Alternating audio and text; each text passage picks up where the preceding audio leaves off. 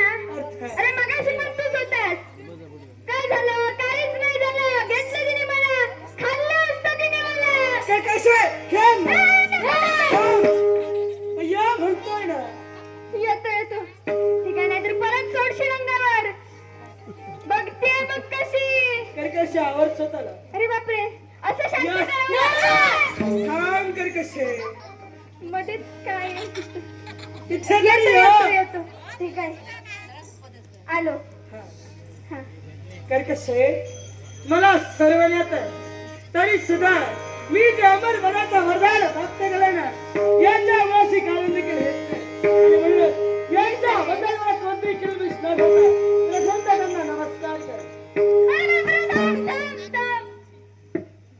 अरे हा नमस्कार केव्हा शिकवला होता मी करत आणि धावत धावत येऊन नमस्कार कर. अगं मी येईन ना तुझ्या पुढ्यात मी येतो तुझ्या पुढ्यात थांब असे देवर्षी समाधान होत नाही आपलं. नाही नाही पण तू नीट काय तर नमस्कार कर. हा ठीक आहे आता कर. आशीर्वाद आहे आशीर्वाद. दादा मला ऐकायचं बोलायचं कारण तरी कोणतं. खूप घाईत आले हो ना म्हणून अशी दमलेली दिसते. हे ठेव आधी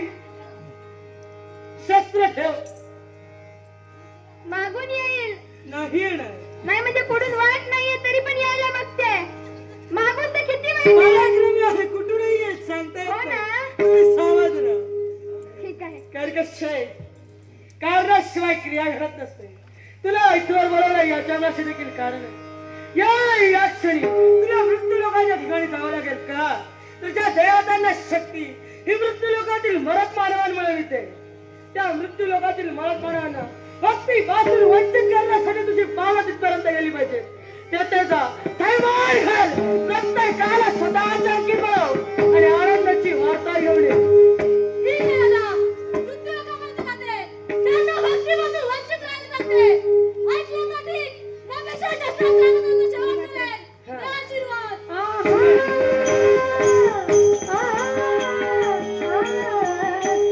गुरुदेव, थांब रे जरा.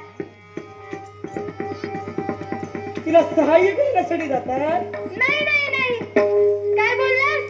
तिला सहाय्य करण्यासाठी तिला जातात. सहाय्य आणि मी हो. छे, मुळीच नाही. मी कशाला तुम्हाला मदत करू? अजिबात करणार नाही. काय म्हणायचंय? म्हणजे अरे मी तुम्हाला मार्गदर्शन करणार. मी मदत नाही करणार. जे काही करायचंय ते तुमच्या पराक्रमांवर अवलंबून आहे. हा. आणि हे मात्र तुमचे अगदी बरोबर पराक्रम आहे. किती आहेत मधून संपणार नाहीत रे. होय ना? बघितले ना तुझ्या भगिनीच्या आता किती पराक्रम होते ते. आपण पाहिलात ना. हो. तुम्ही सावध राहा तिच्या बसून. सावधच राहिलं पाहिजे. हा. नाही म्हणजे कुठून आशीर्वाद घेण्यासाठी येत होती. हा.